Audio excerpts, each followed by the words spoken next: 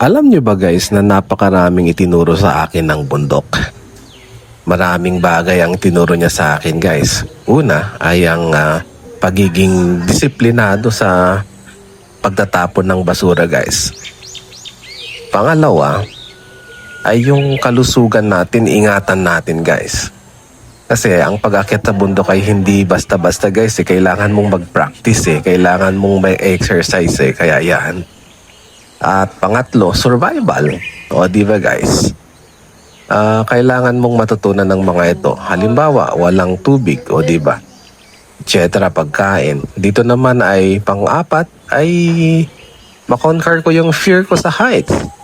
Takot na takot ako dito guys, pero talagang kinaya ko na lang. Pang-lima, maraming naituro sa akin ng bundok kasi nga minsan iniisip nila na mayaman ako.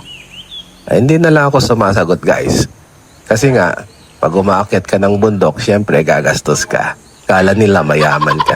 Di lang nila alam. Paplanuhan ko ang mga bagay-bagay. Okay na yun. Maganda na rin yun na isipin nila na mayaman ako. O di ba guys, mayaman ako sa experience. So, marami pang iba guys ang itinuro sa akin ng bundok. Kaya napakasaya ako pag umaakyat ako ng bundok. O di ba, ang saya.